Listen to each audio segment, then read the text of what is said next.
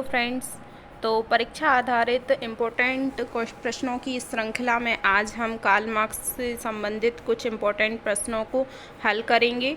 तो सबसे पहला क्वेश्चन है कि 1867 में कार्ल मार्क्स की कृति दास कैपिटल का प्रथम खंड किस भाषा में प्रकाशित हुआ था? तो इसका राइट आंसर है ए, जर्मन भाषा में, क्योंकि ये जर्मनी के दार्शनिक थे।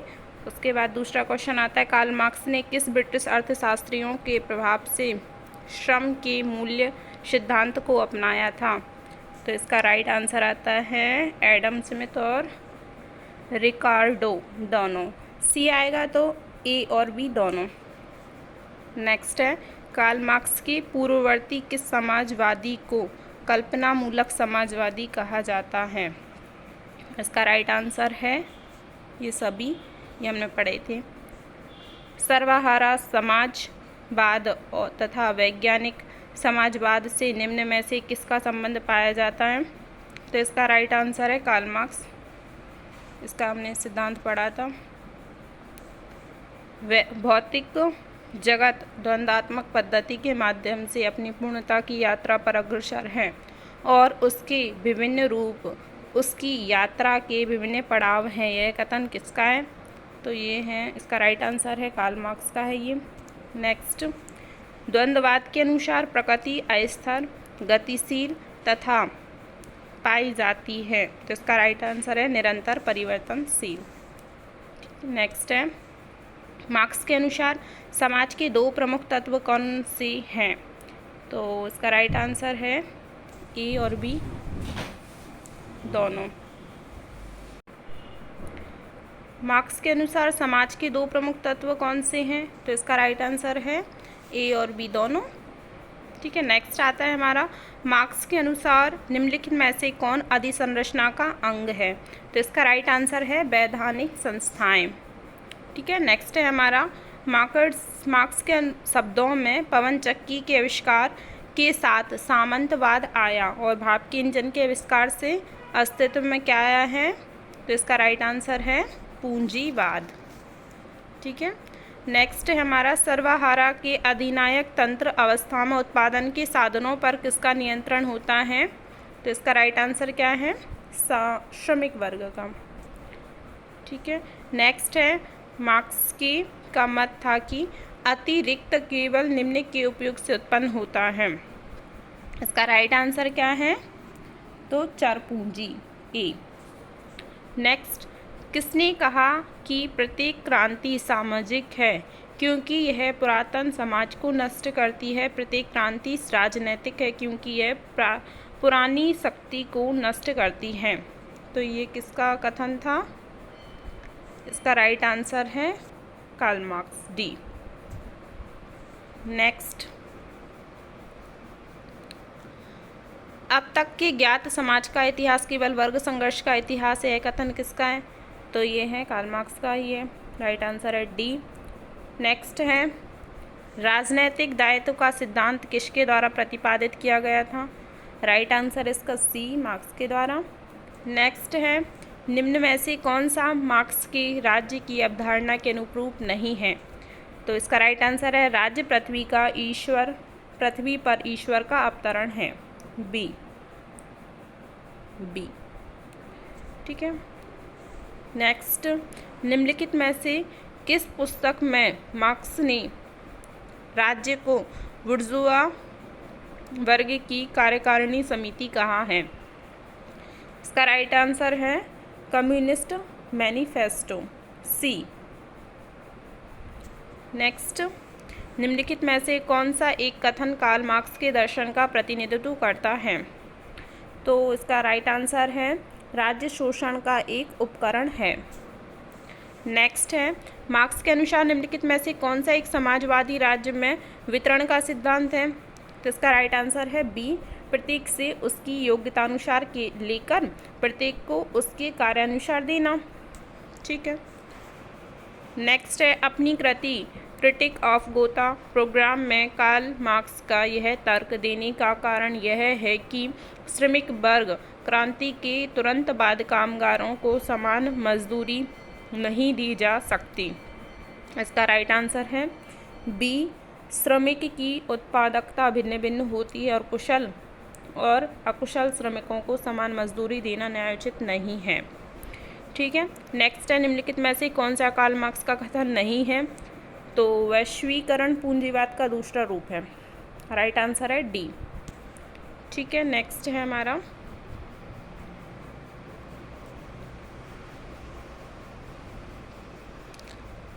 मार्क्स और एंजल्स का सुझाव है कि आद्य साम्यवाद के अधीन कोई राज्य नहीं था, क्योंकि राइट आंसर है ना कोई वर्ग थे ना वर्ग संघर्ष।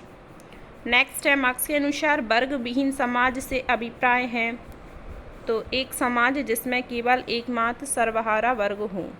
ठीक है, नेक्स्ट है, आदिम समाज सामुदायिक है जबकि उसके बाद आने वाले समाज व्यक्तिगत संपत्ति के कारण शोषक हैं। तो ये किसका कथन था? मार्क्स का। ठीक है, नेक्स्ट है, कार्ल मार्क्स की निम्नांकित में से किस कृति में उसके श्रम के प्रति उदासीनता विषयक विचार मिलते हैं? राइट आंसर है इसका economic and philosophic manuscript of 1844। Next है, इनमें से कौन सी पुस्तक कार्ल मार्क्स द्वारा रचित नहीं है? तो इसका राइट आंसर है फिलॉसफी ऑफ पॉवर्टी। ठीक है, नेक्स्ट है, निम्नलिखित में से कौन कार्ल मार्क्स द्वारा रचित नहीं है? तो इसका राइट आंसर है स्टेट ऑफ रिवॉल्यूशन। नेक्स्ट है, निम्नलिखित कथनों में से कौन सा कथन सही है? तो इसका राइट आंसर है, देखना पड़ेगा ये चार ऑप्शन। दुर्खीम के अनुसार सामाजिक तथ्यों का स्वरूप सार्वभौमिक होता है। दुर्खीम ने आत्महत्या को एक व्यक्तिगत घटना माना है। समाजशास्त्र ने प्रकार्यवाद को वैज्ञानिक रूप से प्रतिष्ठित करने का श्रेय दुर्खीम को प्राप्त है। तो ये तीनों ही सही हैं, प्रयुक्त शब्द आएगा इसका डी। नेक्स्ट, निम्नलिखित सूची में सही सुमेलित कौन सा है? तो इसका राइट आंसर है सी, क्योंकि आंतरिक का क्या है? व्यक्ति के व्यवहार को नियंत्रित करने में सहायक। सार्वभौमिकता का है चेतन अवस्था का प्रभावी होना और वस्तुनिष्ठता का तथ्यों का अध्ययन बिना पूर्वाग्रह के करना। ठीक है, नेक्स्ट है हमारा, निम्नलिखित कथनों पर विचार कीजिए। मार्क्स के अनुसार वर्ग की उत्पत्ति तो आर्थिक आधार पर होती है, परंतु वह अपना राजनीतिक संगठन बनाकर ही अपनी पहचान स्थापित करता है। दूसरा क्या है? मार्क्स के अनुसार वर्ग संघर्ष अपनी चरम सीमा पर पहुंचकर क्रांति को जन्म देता है। ठीक है, तीसरा क्या है? मार्क्स ने समाज के विकास के लिए मैक्स वेबर के द्वंद्वात्मक पद्धति को अपनाया। तो ये अपन ने मैक्स वेबर का नहीं पढ़ा, तो पहला और दूसरा सही है इसका। ठीक है, राइट आंसर है सी। नेक्स्ट है अपना, निम्नलिखित कथनों पर विचार कीजिए। मार्क्स ने इतिहास की भौतिकवादी व्याख्या दी है। ठीक है, मार्क्स के अनुसार मनुष्य अपने इतिहास का स्वयं निर्माण करता है, यद्यपि वह ऐसा स्वयं की चुनी हुई परिस्थितियों के द्वारा नहीं करता। ठीक है, मार्क्स ने वैज्ञानिक समाजवाद की अवधारणा दी। तो इसके राइट आंसर है डी, क्योंकि ये तीनों ही सही है, डी। ठीक है, नेक्स्ट है हमारा, दी गई इमाइल दुर्खीम की रचनाओं में कौन सुमेलित नहीं है? तो इसका राइट आंसर है B, the elementary forms of religious life. ठीक है, फिर आता है नेक्स्ट, निम्न कथनों पर विचार कीजिए। तो मार्क्स के अनुसार मनुष्य पूर्ण रूप से आर्थिक शक्तियों का दास है। दूसरा है, मार्क्स के अनुसार लाभ के लिए उत्पादन पूंजीवादी पद्धति की आधारभूत विशेषता है। सही है। फिर आता है, मार्क्स ने इमाइल दुर्खीम को कल्पना मूलक समाजशास्त्री की संज्ञा दी है। तो इसका है 1 और 2 यानी सी। ठीक है, नेक्स्ट है हमारा, सुमेलित कीजिए। तो इसका राइट आंसर है बी। ठीक है, उसके बाद है 96, इन निम्न कथनों पर विचार कीजिए। तो मार्क्स के अनुसार पूंजीवादी और साम्यवादी समाज के बीच एक का दूसरे में परिवर्तित होने का क्रांतिकारी काल रहता है। दूसरा है, मार्क्स के अनुसार जब राज्य वास्तव में संपूर्ण राज्य का प्रतिनिधित्व बन जाएगा और वर्ग भेद ना रहेंगे तो राज्य अनावश्यक हो जाएगा। तो इसका राइट आंसर देखते हैं हम। तीसरा भी है इसमें, मार्क्स के अनुसार भौतिक द्वंद्वात्मक पद्धति के माध्यम से अपनी पूर्णता की यात्रा पर अग्रसर है और उसके विभिन्न रूप उसकी यात्रा के विभिन्न पड़ाव हैं। तो इसका राइट आंसर 3 है, तीनों ही सही हैं। नेक्स्ट है हमारा, दी गई प्रमुख रचनाओं में कौन सही सुमेलित है? ठीक है, तो सुसाइड सही है, एजुकेशन मोरल भी सही है और सोशलिज्म भी सही है। राइट आंसर क्या है? डी। नेक्स्ट है, निम्न कथनों पर विचार कीजिए। तो मार्क्स का कम्युनिस्ट मैनिफेस्टो साम्यवादी दर्शन और क्रांति प्रक्रिया का मूलाधार है, सही है। ठीक है, मार्क्स क्या है? जर्मन दार्शनिक फ्यूअरबेक से प्रभावित था, ठीक है। मार्क्स ने अतिरिक्त मूल्य के सिद्धांत का उल्लेख द ग्रोथ गामा में किया है, तो इसमें नहीं किया है, तो हमारा राइट आंसर है सी, 1 और 2। नेक्स्ट है, निम्न कथनों में असत्य कथन की पहचान कीजिए। तो वेबर की समाजशास्त्रीय सिद्धांत संबंधित आदर्श विधि एक मानसिक अवधारणा है, ठीक है। वेबर के अनुसार व्यक्ति का धार्मिक विश्वास उसके परिवार के सदस्यों के साथ उसके संवेगों और संवेदनाओं पर आधारित होता है। तीसरा है, वेबर ने समाजशास्त्री के साथ केवल राजनीतिक अर्थशास्त्री के रूप में योगदान दिया, तो इसका राइट आंसर है सी, 2 और 3 सही है, पहला गलत है। 100 क्वेश्चन है हमारा, निम्नलिखित में से कौन सा कथन असत्य नहीं है? तो वेबर के अनुसार समाजशास्त्र निर्वचनात्मक या अवबोधन समाजशास्त्र है। वेबर समाजशास्त्री अध्ययन में धर्म तथा आर्थिक एवं सामाजिक घटनाओं के बीच संबंध दर्शाया है। वेबर के अनुसार धार्मिक तथा आर्थिक घटनाएं एक दूसरे पर निर्भर करती हैं।